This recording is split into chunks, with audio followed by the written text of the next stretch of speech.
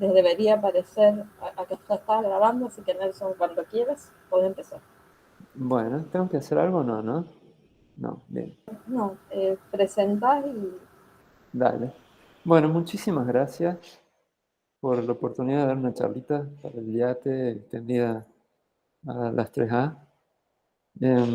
Yo creo que, bueno, quizás algunos de ustedes ya han visto parte de lo que voy a presentar ahora, y de hecho esto es, o sea, voy a hablar bastante en extenso de un proyecto que es del efecto en gran escala de que los agujeros negros primordiales sean la materia oscura, y es uno de los temas que voy a mencionar también en el Cosmo que es a principios de septiembre, junto con otras cositas. Justamente estábamos hablando con Gabriel de eso unos minutitos antes de empezar. Pero bueno, entonces hoy quiero hablar justamente de uno de estos proyectos de, de este grupo que tenemos, que es agujeros negros como materia oscura y generador de campo, el BATFIG, que bueno, acá rodeo unas imágenes de unos higos que están malos porque tienen agujeros negros en el centro, también robados, por supuesto, em, del, del Horizon Telescope, no me acuerdo, Event Horizon Telescope. Y bueno, como decía Laura, soy Nelson Padilla, soy originalmente del IATE, ahora en la Católica, pero de vuelta en el IATE sabático este año. Y este grupo está formado por gente de la Católica, que es Joaquín Sureda, Juan Magaña y Marcos San Martín. Joaquín Sureda estudiante, Juan y Marcos un postdocs allá. Ignacio Araya, que es un profe en una universidad en el norte de Chile. Y también Marcelo Rubio, Federico Stasicin, y ahora recientemente se nos está sumando Patricio Colazo, también del IAT. Tenemos varios proyectos, pero hoy les quiero hablar de dos cosas en particular. Primero, de cómo nos planteamos nosotros encontrar las funciones de masa de agujeros negros, el efecto en la estructura de gran escala, y hacer ¿qué sería? Una especie de listado de los proyectos que estamos haciendo o que se pueden hacer y para los cuales no tenemos gente. Así que si les interesa, por favor, contáctense con alguno de nosotros después, más adelante. Entonces, bueno, como hay la mayoría de la gente está bastante acostumbrada a escuchar sobre la materia oscura, la introducción sobre esto es bien breve. Tenemos evidencia de que más o menos el 80% de la masa en el universo está en, digamos, una forma oscura, algo que no, que no interactúa con radiación, que no emite radiación de cuerpo negro, por ejemplo. Bueno, en principio. Y esto lo sabemos por ejemplo, las curvas de rotación de las galaxias, que en lugar de corresponder estas curvas de rotación a la distribución concentrada de luz, muestran una distribución mucho más extendida. Todos los cúmulos tipo Burey cluster, en donde se ve que la distribución de gas muestra efectos de haber sufrido un choque, mientras que la distribución de masa no. ¿Sí? Y cosas más directas, no, más, no directas, sino indirectas, como por ejemplo eh, em, la forma en la que se distribuye la materia en gran escala y también esto combinado con la radiación de fondo de microondas, ¿no? En donde acá está el ejemplo, por ejemplo, de la comparación de la distribución en gran escala de Sloan, ¿sí? Que son cientos de miles de galaxias con redshifts, ¿sí? El redshift se aleja para acá, la distribución angular de eh, de una porción del cielo, ¿sí? Angosta, y en donde ustedes pueden comparar con, por ejemplo, el caso, digamos, distintos tipos de modelos en donde se ve que el caso en donde el 80% de la materia es oscura coincide mejor con lo que se observa en la distribución de galaxias, ¿no? Dicho sea de paso, por favor, si tienen alguna consulta, pregunten nomás. Pero bueno, Sí, entonces, buenos días. buen día, sí. Yo tengo una pregunta. eh, la materia, digamos, conocida se puede relacionar con la fórmula de Einstein de E igual a mc al cuadrado. Quisiera saber si la materia oscura se puede relacionar con la energía oscura de la misma manera. También se relaciona cuando se analiza, por ejemplo, si la materia oscura son partículas fundamentales. De hecho, digamos, la abundancia actual de materia oscura es consistente con una partícula que está en equilibrio térmico con las poblaciones relativistas, usando justamente esa fórmula en una época muy temprana. Ahora, aparte de, voy a continuar con la charla.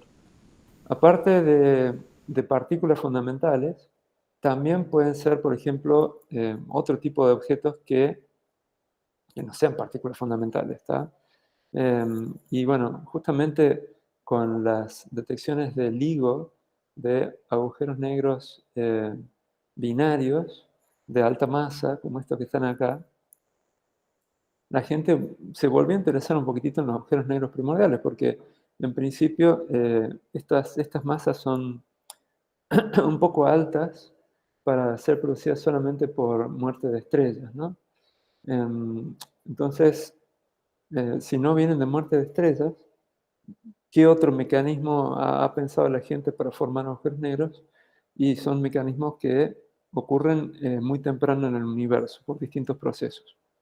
Y esto es un tema, ¿no? Digamos, ¿qué proceso puede hacer que haya colapso de agujero negro tan temprano?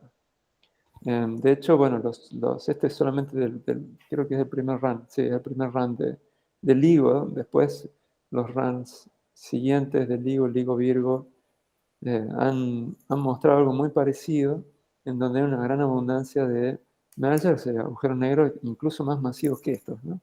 Entonces es como bastante esperable. ¿Cuáles que- serían las masas que no se puede leer bien porque son números muy Ah, chiquitos? sí, por supuesto. Mira, acá, por ejemplo, es una binaria de 30 y 25 masas solares. Acá hay una de 35 y 30 masas solares, con errores del orden del 15% más o menos, de cada una de las componentes. Yo Podrían ser, sí, creo que esas masas de agujeros negros son explicables en términos de la formación de estrellas y su evolución en medios de muy baja metalicidad, como sería en las claro, épocas tempranas del universo. O sea, claro, son perfectamente predichas esas masas de 30, 40 hasta 50 masas solares. claro, es verdad eso, pero ahora, por ejemplo, los runs más recientes hay de 80, de 100 masas solares. No están defendiendo en ningún momento que los agujeros negros primordiales existan, aclaro, sino simplemente que se está volviendo a estudiar, ¿no? Porque surgen dudas. Tampoco sabemos realmente cuál es la función inicial de masas de estrellas para, así con certeza, ¿no? Para saber si estamos, digamos, certeza en estos rangos es difícil, ¿no? Entonces hay que eh, tener siempre en cuenta eso.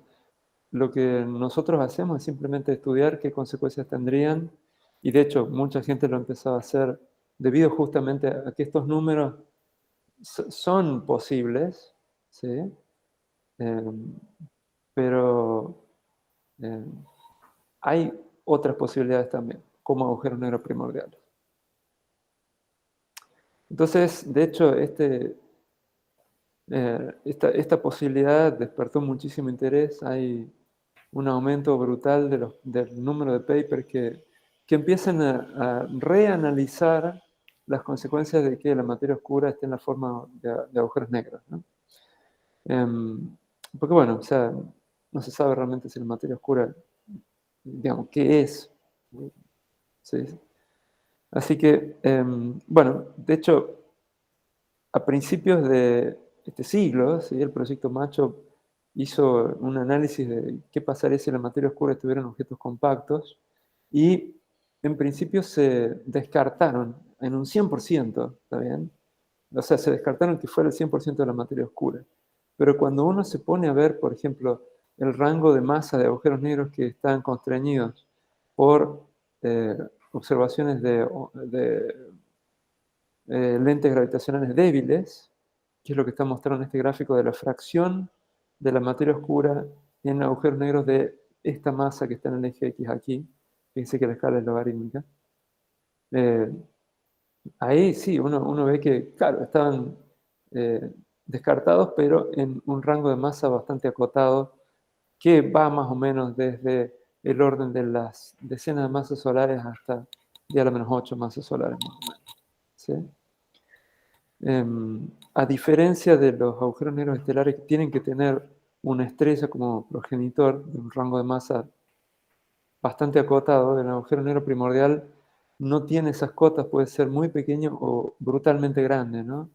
Acá tenemos una escala que va de 10 a la menos 20 masas solares hasta 10 a la 22. ¿Sí?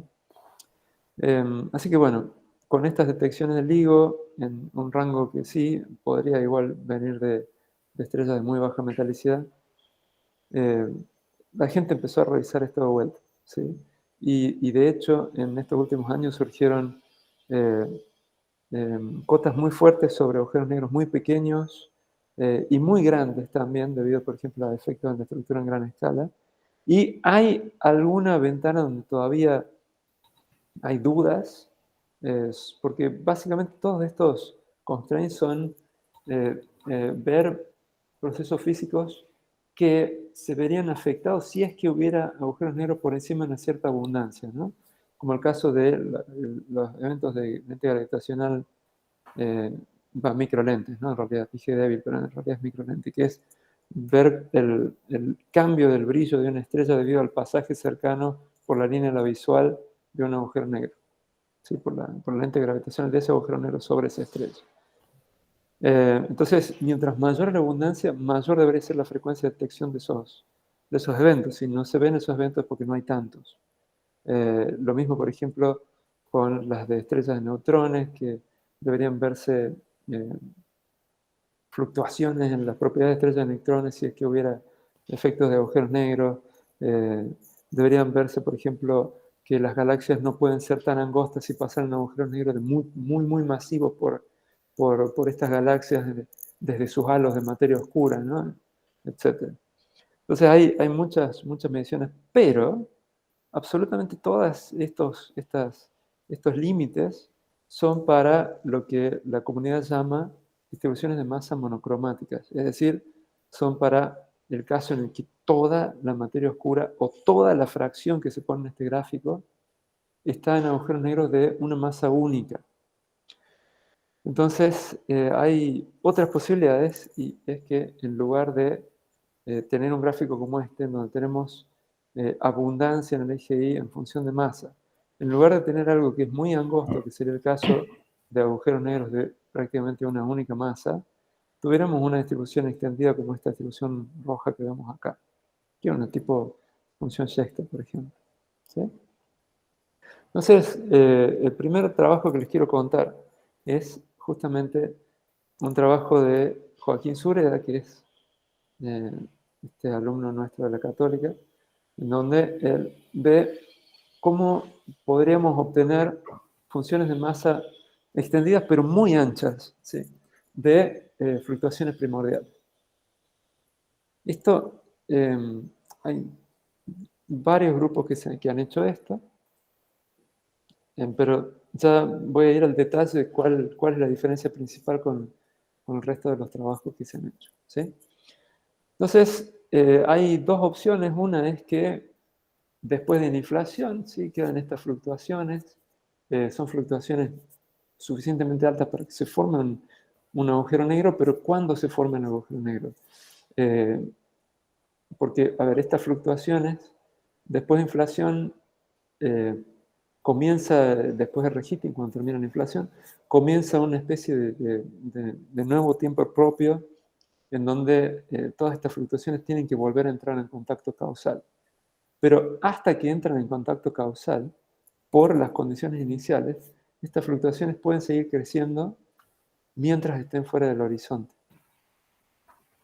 Entonces, si uno asume que incluso esto de que siguen creciendo fuera del horizonte en general es una solución que se encuentra cortando todas las ecuaciones a primer orden, ¿no? Entonces, si uno asume que la solución full, física, no lineal, también se comporta de esa manera, uno podría decir, bueno, asumamos que tenemos que calcular la amplitud de las fluctuaciones cuando esa fluctuación entra en contacto causal, después del fin de inflación. Ese sería el cruce de horizonte que está acá, ¿sí? Entonces, hay simulaciones relativistas para ver qué condiciones tienen que darse para que se forme un agujero negro, en este caso, ¿sí? Entonces, lo que se observa, me falta poner las citas, disculpen, es que en general una zona del universo que quedó sobredensa después de inflación, que tiene esta masa, por ejemplo, que está relacionada con la masa del horizonte, que es la masa que entra en contacto causal en un momento dado, multiplicado por este factorcito que está acá, podría formar un agujero negro. Acá lo que nosotros tenemos es un delta crítico que es del orden de 1, y estos factorcitos también son del orden de 1 siempre, ¿sí? Este exponente es más o menos 1, el contraste de densidad es más o menos entre 0.3 y 1, pero es del orden de 1, ¿sí? Así que de esa zona que entra en contacto causal, que cumple con esta condición de estar por encima de esta fluctuación crítica, va a producir un agujero negro de una masa que es una fracción de la masa del horizonte, ¿sí? Entonces, estas fluctuaciones son primordiales, ¿sí? Vienen después de inflación, si es que ocurre inflación, por supuesto. Son no lineales, ¿sí? Porque esto es realmente el caso físico en donde se produce el colapso. Esto no, o sea, las condiciones iniciales son armadas ya con esa sobredensidad. No se sabe cómo llegar a esas sobredensidades, ¿sí? Están relacionadas a las fluctuaciones primordiales porque la evolución es superhorizonte, antes de que empiece, por ejemplo, la radiación a modificar las fluctuaciones primordiales, ¿sí? Y el agujero no se forma cuando su volumen es más o menos igual al volumen del horizonte. No hay un colapso gravitacional, hay simplemente la formación de un... hay algo, ¿no? Ocurre una dinámica, pero no es como la dinámica de la formación de un halo de materia oscura, ¿sí? Es algo más rápido, un proceso más rápido. Entonces, para este caso, con estas suposiciones, la amplitud de las fluctuaciones se evalúan al momento en que la escala que contiene la masa del agujero negro, que esto está relacionado con modo Fourier, entra al horizonte. Esa es una opción. La otra opción es que haya, por ejemplo, procesos del estilo de transiciones de fase que ya dejen congeladas, en el momento de la transición de fase, que es más o menos instantánea, dejen congeladas las fluctuaciones no lineales que no siguen evolucionando fuera del horizonte, ¿sí? De hecho, si esa fluctuación es suficientemente grande, va a colapsar, ¿sí? Pero uno no necesita asumir que esa fluctuación evoluciona de la misma forma que uno obtiene haciendo el corte de las ecuaciones. Quizás, creo que hay alguien que tiene el micrófono abierto, no puedo ver quién es. Si pudiera cerrarlo, por favor, porque hay ruido. Así que bueno, esta es otra idea. Esta es una idea en donde la amplitud de las fluctuaciones se fija en un momento dado, ¿sí? Entonces uno puede tomar como ejemplo, para el momento en el que uno toma esta amplitud, el típico factor de escala de expansión del universo de fin de inflación de 10 a la menos 26, y eso es lo que hizo Joaquín Sureda, por ejemplo, para hacer su cálculo, ¿no? Entonces, este tipo de transiciones en fase producen, digamos, regiones en donde se produce el cambio de fase que van extendiéndose espacialmente, y en los lugares donde coinciden estas burbujas en expansión se pueden producir estas fluctuaciones muy no lineales, ¿no? Ahora, nosotros no vamos a revisar en ningún momento cómo se producen esas fluctuaciones lineales porque eso es trabajo de otra gente, pero sí vemos qué efectos tiene considerar que las fluctuaciones quedan ya fijas y en su lugar, en un momento fijo, acá el tiempo corre hacia la derecha, este es el factor de escala, y esta es la masa contenida en las fluctuaciones que van a colapsar en un agujero negro. Entonces, este es en un tiempo fijo, y a medida que van entrando al horizonte, mientras más grande es el agujero negro que se va a formar, más tardía es su formación, ¿no? Acá este pequeño cambio de pendientes porque hay el cambio de dominio de radiación a dominio de materia en el universo. Entonces, bien, tenemos fluctuaciones muy no lineales, ¿sí? Para formar agujeros negros.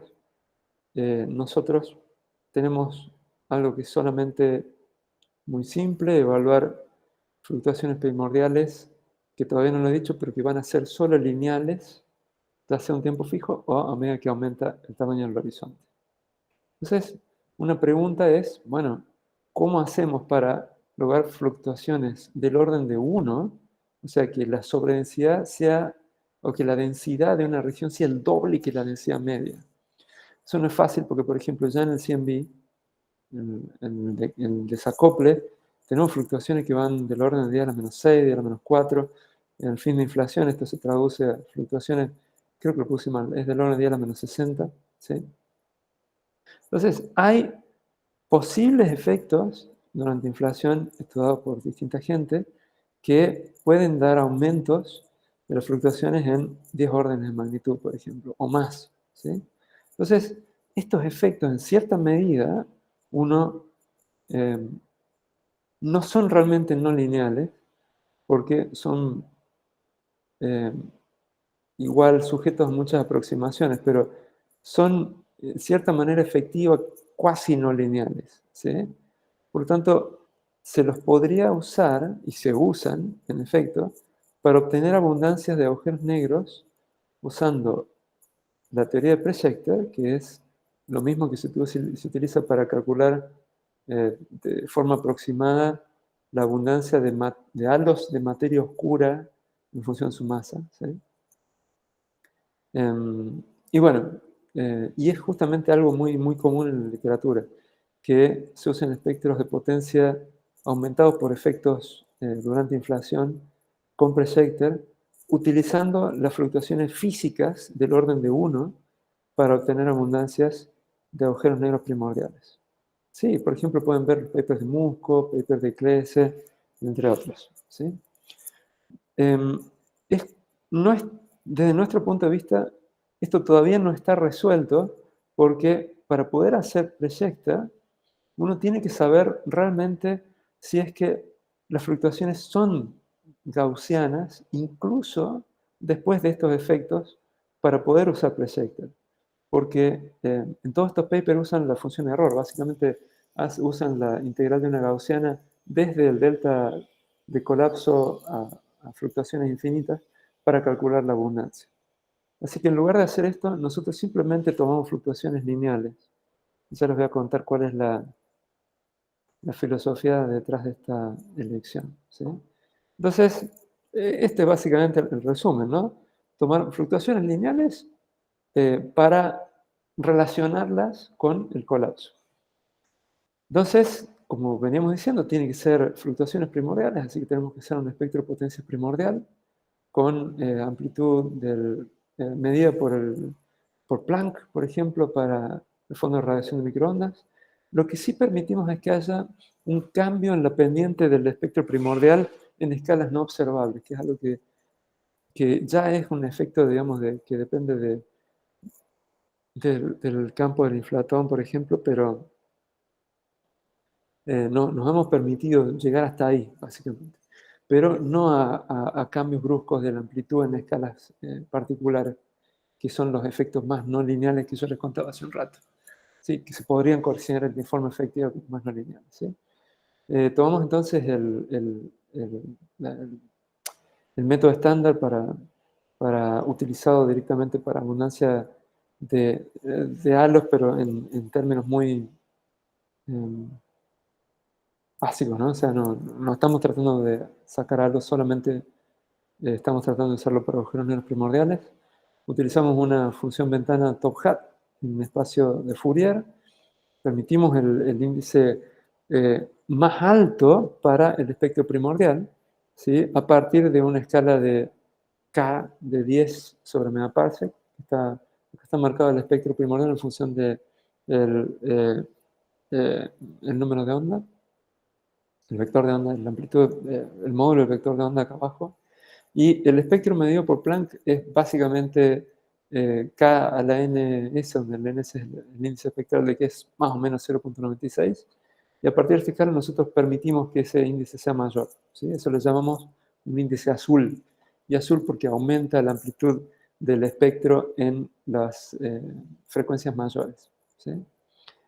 Entonces, claro, la masa, a diferencia del caso del proyecto de Halos, la masa está asociada a la densidad de energía porque el colapso va a ocurrir siempre en la era de radiación, donde la radiación domina la densidad de energía, pero vamos a asumir que apenas se forma el agujero negro, ese agujero negro ya evoluciona su densidad como masa, porque va a ser lo más, o sea, no puede ser de otra forma, ¿sí?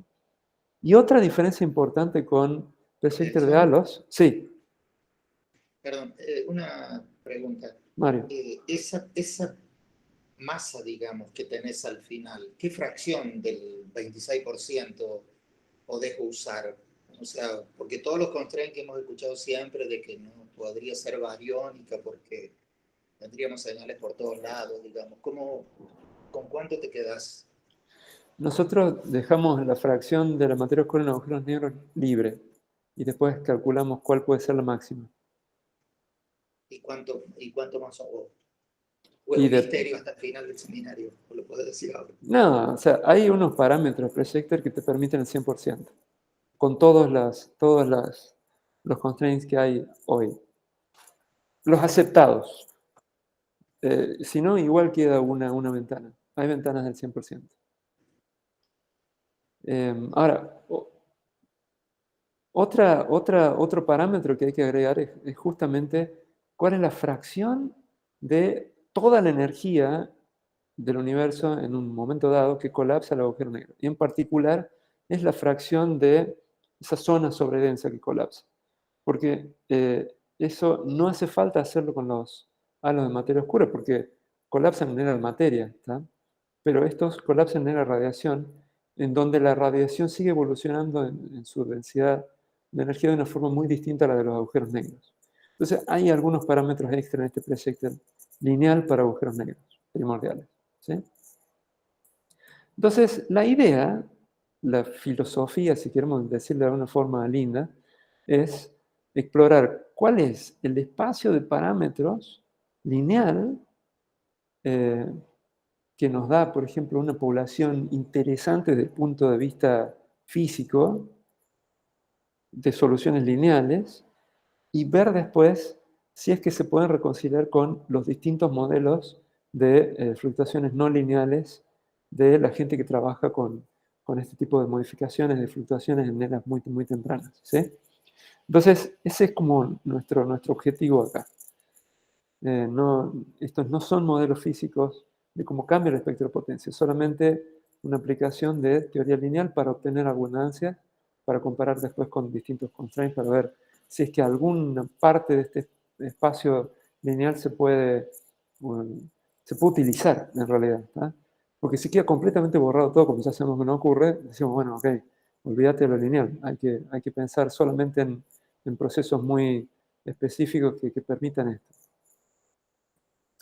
Así que bueno, acá nos hemos encontrado con muchas cosas en el camino. Una es que cuando uno deja que todos los parámetros de Projector sean completamente libres, las cosas pueden perder sentido. Entonces, una cosa que nos dimos cuenta es que la sobredensidad crítica para el colapso de lo que sea que ustedes hagan con Projector, ¿sí? Que pueden ser, no sé, cáusticas en la superficie de una pileta, ¿tá? Cualquier cosa, si es que esa sobredensidad de colapso es órdenes de magnitud distinta de las fluctuaciones típicas, entonces se pierde mucho la conexión que hay entre colapso y las sobredensidades lineales. Entonces ahí pierde sentido utilizar las fluctuaciones lineales para esto. ¿tá? Entonces, uno puede calcular las fluctuaciones típicas en un dado momento, ¿sí? Porque uno tiene una espectropotencia, uno calcula esas fluctuaciones típicas dentro de las masas, dentro de las escalas que van a estar involucradas en el colapso de objetos, ¿tá? Si la sobredensidad mínima que tiene que tener un objeto para colapsar es del mismo orden de magnitud que las típicas, entonces hay una conexión muy fuerte con teoría lineal, ¿sí? En cambio, si es que es muy, muy pequeña, si es que todo lo que es sobredenso colapsa, ya no hay una relación entre la amplitud de las fluctuaciones. Hay solamente una relación un poco extraña entre hay una relación solamente con el espectro lineal, pero no con las fluctuaciones. Si es que todo lo sobredenso colapsa, que es este caso. Y si solamente lo extremadamente denso colapsa, hay una relación completamente estocástica, es absolutamente aleatoria. Entonces también pierde relación con las fluctuaciones lineales. Entonces, es interesante saber si es, digamos, qué caso de estos es el que va a sobrevivir de todo el espacio de parámetros lineal, ¿tá? Aparte de eso, aparte del delta colapso, también tenemos la fracción de la región sobredensa lineal que va a contener la región física que colapsa, ¿tá? Entonces, si este factor f sub m acá es igual a 1, lo que decimos, lo que significa esto, es que todo el modo lineal contiene la masa del modo físico que está colapsando, ¿sí? Entonces, no pueden colapsar todos los modos lineales sobredensos. Tiene que colapsar solo una fracción muy pequeña de ellos para no producir un exceso de materia oscura, ¿está bien? Y bueno, para que quede era de radiación, ¿no? Entonces, esto es extremadamente estocástico, porque de todos los modos lineales que podrían producir colapso, una fracción diminuta va a colapsar realmente. Entonces, acá de vuelta hay estocasticidad y poca relación con teoría lineal. Si en cambio la fracción del modo lineal que colapsa corresponde exactamente a la densidad de materia en esa época dividido por la densidad total de esa época, entonces todos, y absolutamente todos, las regiones sobredensas lineales contienen una región interna que colapsa. Y esta es la mayor relación posible con teoría lineal. Y por supuesto, hay también un caso intermedio, ¿no? Que es el caso, y nosotros realmente dejamos que este valor vaya entre estos dos valores libremente. Entonces, con esto, uno ya puede correr presente, tener el espectro de potencia, tenés el índice azul, tenés la amplitud del Planck, tenés distintos parámetros, vemos cómo dan las funciones de masa, y dan funciones de masa tipo Schechter, y en algunos casos un poco extraños, dan Schechter doble. Fíjense en lo que es la escala de esta función de masa, tenemos 60 órdenes de magnitud en abundancia, y tenemos 60 órdenes de magnitud en masa. Esta masa es masa de agujero negro primordial. Fíjense que llegamos a una masa de 10 a la 40. Obviamente esto es solamente para ilustrar la variedad de objetos que se puede tener, ¿sí? Haciendo un pre-Schechter así libre. Esta línea horizontal es la inversa del volumen de Hubble hoy, ¿tá? Entonces esto es un objeto por volumen de Hubble hoy. Así que por supuesto si tuviéramos estas masas tan grandes no entrarían dentro del horizonte, deben estar afuera, ¿tá? Y eso tiene sentido. Y ustedes pueden ver cuál es la diferencia entre el caso de formación teniendo en cuenta amplitud de fluctuaciones de entrada al horizonte o en un tiempo fijo. Esa diferencia está entre las líneas sólidas y las líneas dashed, perdón. Y también está en líneas de puntos. El caso, porque estos dos casos son con solamente una fracción de todas las regiones sobredensas lineales formando agujeros negros. En puntitos está el caso de todas las regiones sobredensas formando agujeros negros, pero solamente una fracción de su volumen. Y ustedes pueden ver que acá se producen estas double Schechter que están acá, Schechter dobles, ¿sí? que son ley de potencia con caída exponencial, más ley de potencia con caída exponencial, pero en general la segunda caída exponencial tiene muy poquititos agujeros negros dentro de lo que sería el horizonte hoy. Y hay dos líneas verticales.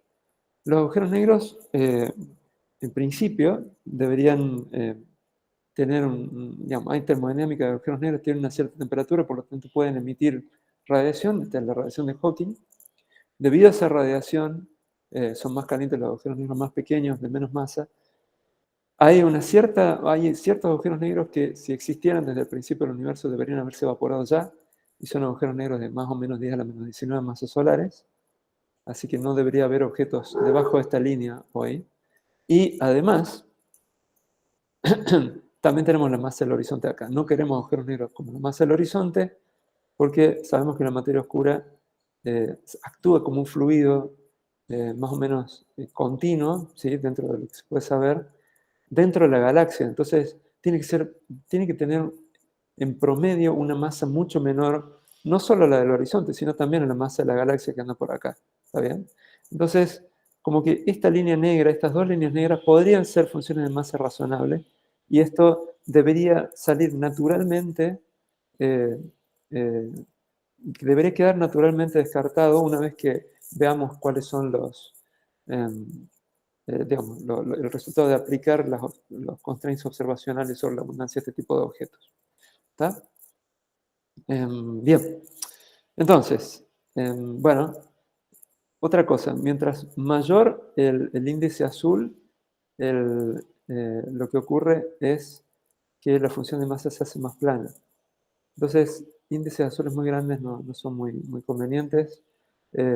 Formaciones o congelamientos de amplitud de fluctuaciones finales, que es el caso de tiempo conforme fijo, da también funciones de masa más chatas, ¿sí? Y esto vamos a ver producir algunas cositas bien observables.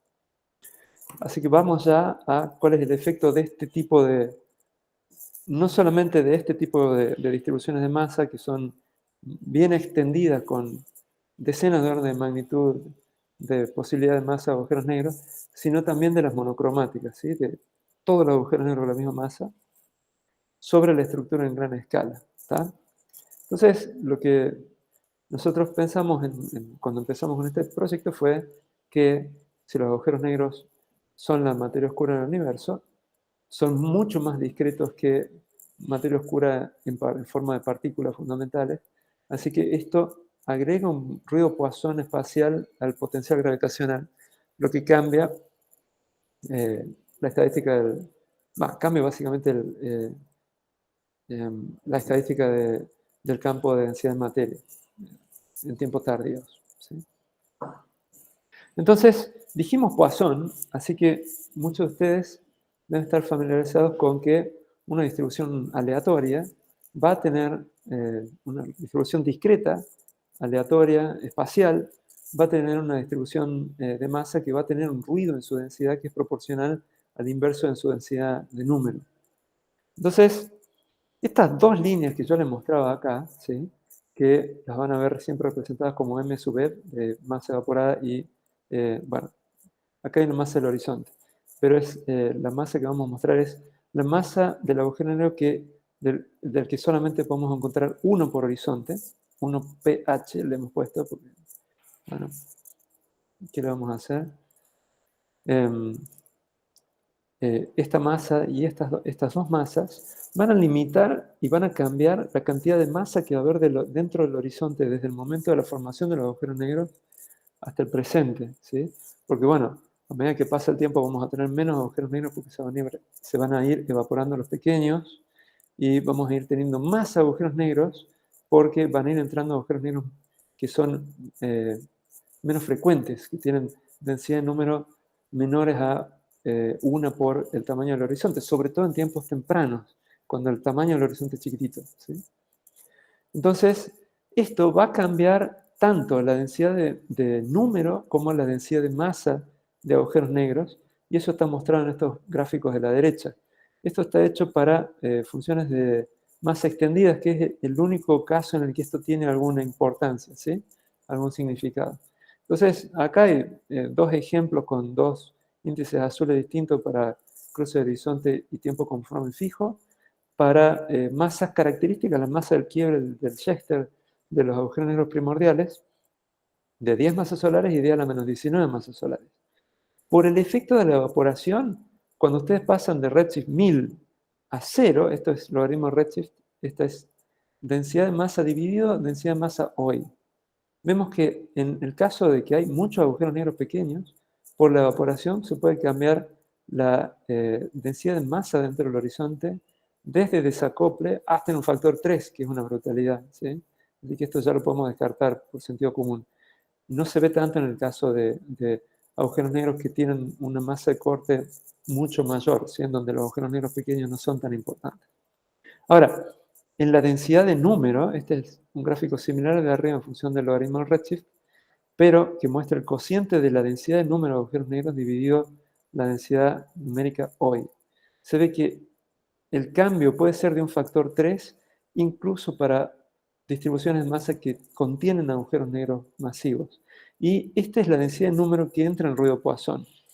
Así que esto nos dice que hay cosas interesantes en lo que es el ruido Poisson en función de la escala para materia oscura como agujeros negros primordiales, porque a medida que las fluctuaciones de masa van entrando al horizonte, va a haber distinta densidad numérica de agujeros negros, si es que, asumiendo que son el 100% por ahora para la explicación solamente, ¿sí?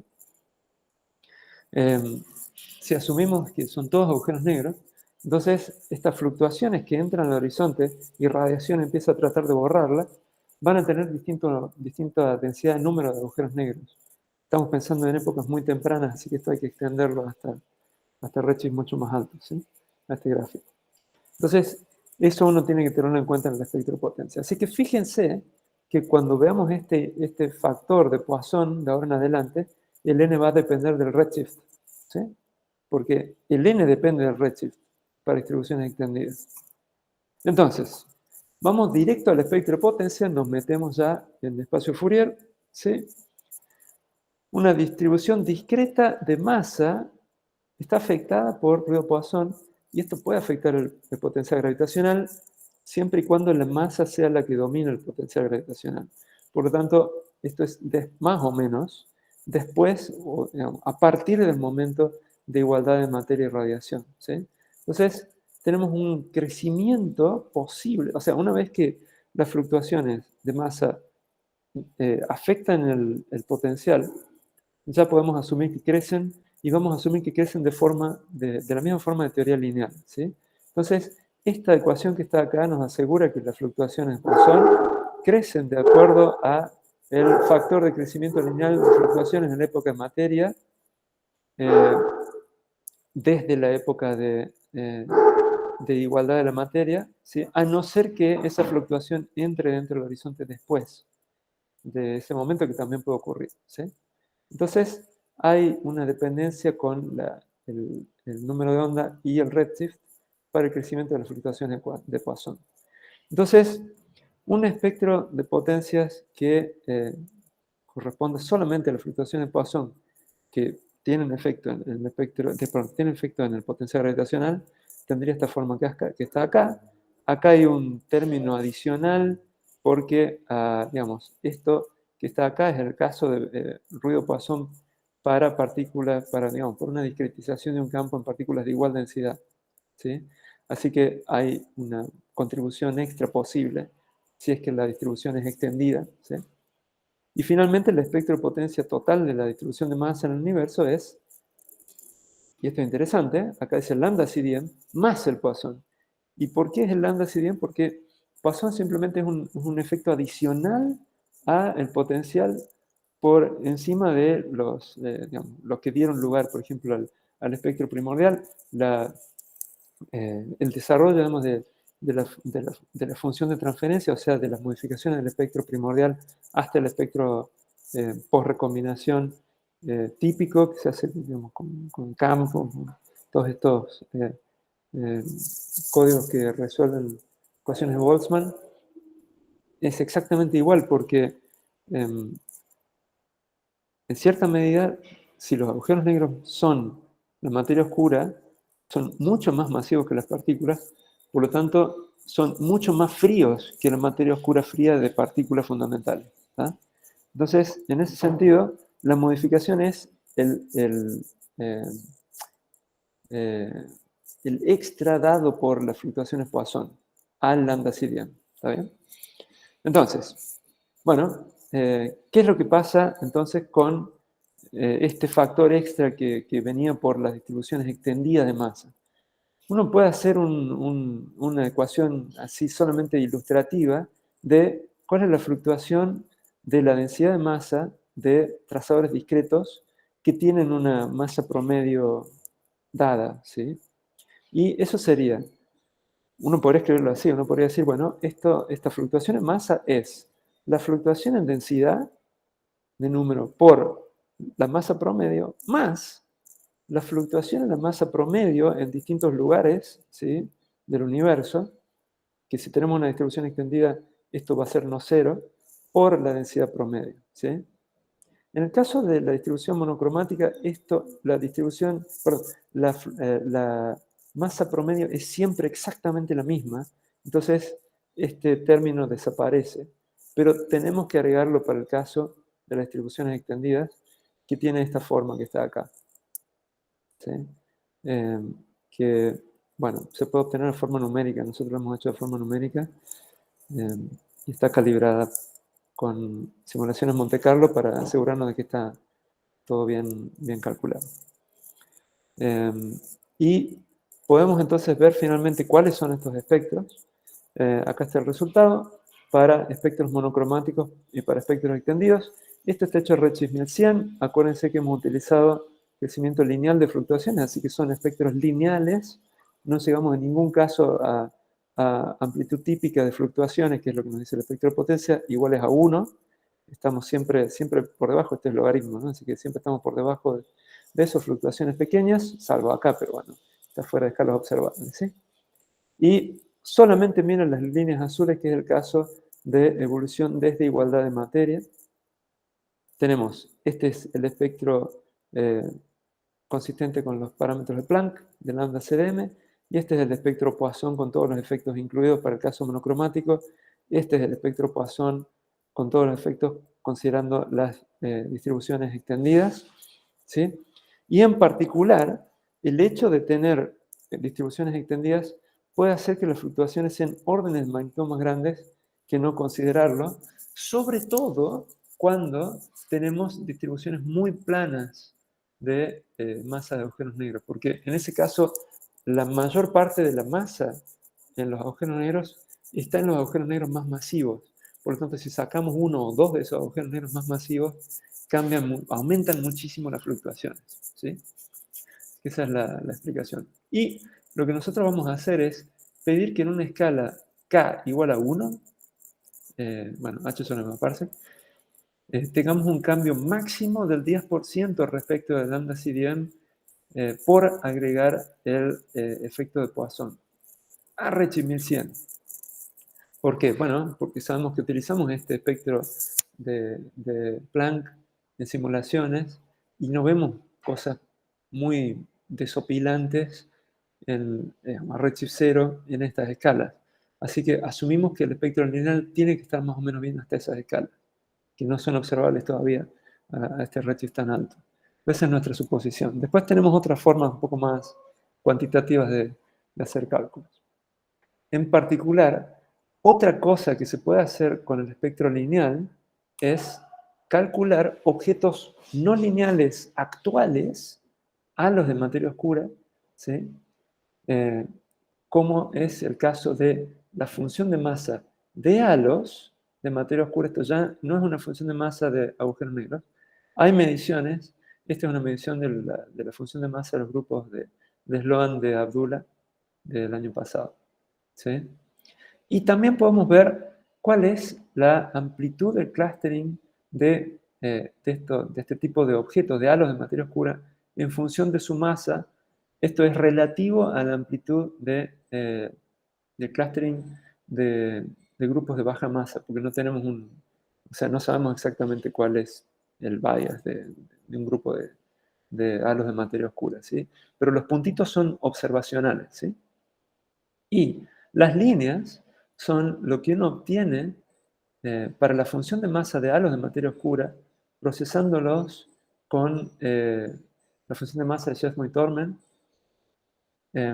utilizando los espectros de potencia con el efecto Poisson. Acá en la izquierda estoy mostrando ejemplos solamente para distribuciones monocromáticas donde toda la materia oscura está en toda, 100%, en agujeros negros de 10 al cubo, 10 a la 6, 10 a la 9 masas solares.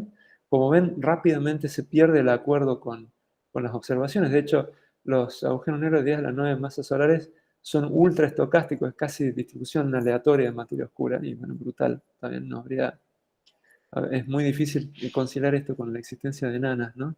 Así que, y bueno, y vemos que está muy mal. ¿Tá? Y lo lindo de esto es que cuando uno ve el clustering en función de la masa de los halos de materia oscura que se formarían por este tipo de objetos, ¿sí? De hecho, esto, 10 a la 9, a partir de 10 a la 9 masas solares ya serían agujeros negros individuales, ya no puede haber nada por debajo de esa masa, ¿sí? Pero lo que vemos es que a medida que aumenta la masa, esto ahora es para distribuciones extendidas, para mostrar un ejemplo de cada uno, pero cuando uno pone objetos muy masivos, lo que ocurre es que la ubicación espacial de estos objetos ya se vuelve directamente aleatoria y no hay variación de la amplitud de la amplitud del clustering de los grupos con su masa, por ejemplo, ¿no? Ahora, estas observaciones sí nos permiten utilizarlas para saber qué parte de este espacio de parámetros monocromáticos y extendido de presa lineal que hizo Joaquín son compatibles con las observaciones, ¿no? Así que hacemos eso.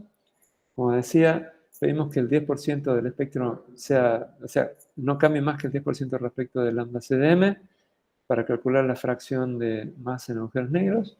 Y la otra cosa que pedimos es que no se aleje de las observaciones la función de masa de halos de materia oscura y el clustering de halos en función de su masa. Así que bueno, ahí lo que encontramos en ese caso es, para el caso monocromático, ¿sí? Es que la fracción de masa, la fracción de materia oscura en halos, la fracción de materia oscura en agujeros negros primordiales en función de la masa de los agujeros negros, solamente para cambios en el espectro de potencia, exigen que los agujeros negros primordiales tengan masas más pequeñas de 10 al cuadrado, ¿sí?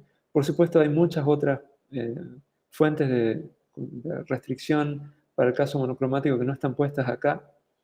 En general encontramos acuerdo con otras estimaciones para el caso monocromático de estructura en gran escala. Y para el caso extendido, no, perdón, disculpen, todavía no es el extendido. Y para el caso de las comparaciones con la función de masa de halo y el clustering de halo, encontramos constraints que son un poco más laxos, pero que son relativamente también consistentes con los de estructura en gran escala. Pero estos son nuevos. Estos no se habían hecho para distribuciones de masa única, de agujero negro. Y ahora viene una diapositiva medio complicada, pero estos son gráficos mostrando la fracción en contornos de color rojo. ¿Sí? Fracción de masa fracción de materia oscura en agujeros negros. Lo importante es que la línea sólida roja es el caso en el que está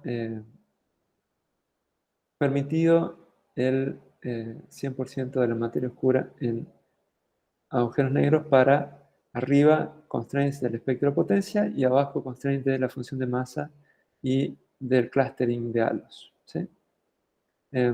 Y lo que sale es que, bueno, en general hay cotas más bien superiores para la masa de corte de la distribución de masa de agujeros negros, y no hay mucho constraint sobre cuál es la pendiente de la función de masa. Acá arriba está escrito el valor equivalente del índice azul para el caso de cruce de horizonte y para el caso de tiempo conforme. Fíjense que hay una transición suave en pendientes de la función de masa entre tiempo conforme y cruce de horizonte, pero claro, hay un corte fuerte en lo que es el índice azul. O sea, pero uno podría interpretarlo prácticamente siempre de una forma o de otra, la función de masa lineal.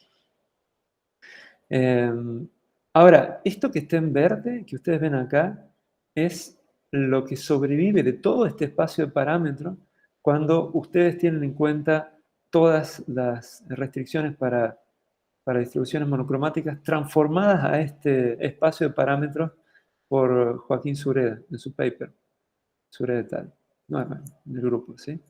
Y lo que vemos es que las restricciones de espectro de potencia y de función de masa, bueno, borran estas ventanas que no tienen mucho sentido que existan porque son demasiado grandes los agujeros negros, por supuesto las borran, por suerte, pero permiten que sobreviva una ventana, en ambos casos, con el espectro de potencia y la función de masa, que tiene una masa característica, una masa de corte de 100 masas solares, lo que permite una abundancia interesante de agujeros negros dentro del rango de masa detectadas por LIGO. Por ejemplo, dentro de la Vía Láctea existirían 10 a la 9 agujeros negros dentro de ese rango, por ejemplo, lo que permite una abundancia bastante,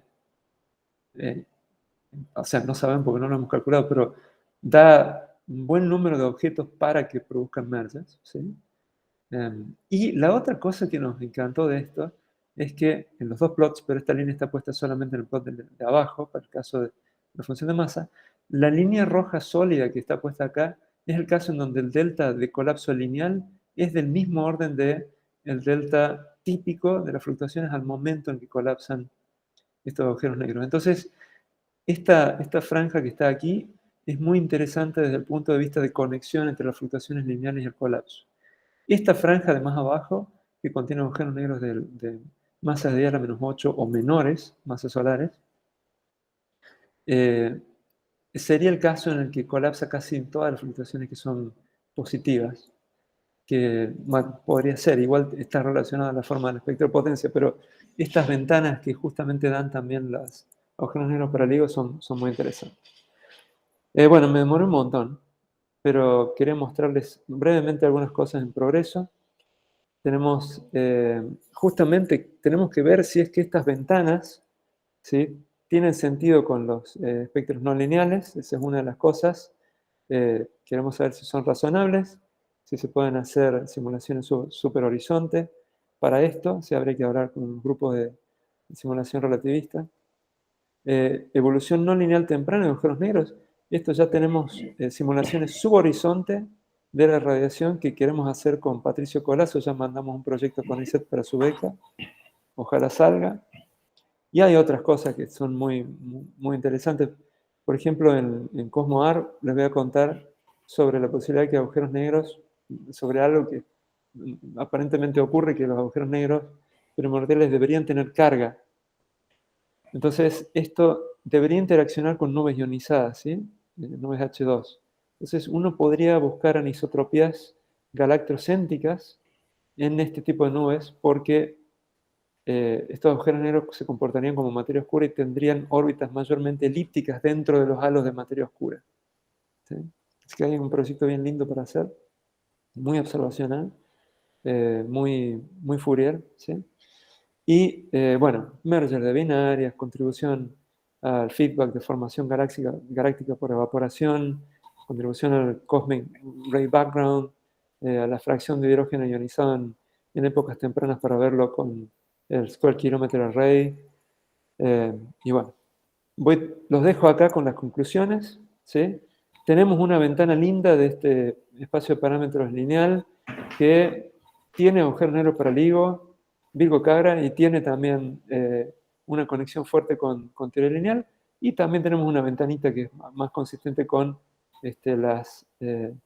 la ventana única, digamos, del caso monocromático. Lo bueno del caso extendido es que esta ventana no aparece en el caso monocromático. ¿Por qué? Porque si bien son muchos, 10 a la 9 suena mucho, son muchos menos que los de baja masa, porque recuerden que estas distribuciones extendidas tienen colas de baja masa gigantes. Y por eso es que surge a flote esta regioncita acá, que está muy buena. Así que bueno, muchas gracias. Gracias, Nelson, a vos. Aplaudimos antes y desactivamos micrófonos. Un aplauso virtual. Y bueno, paro la grabación, así empezamos con las preguntas. Sí. A mí me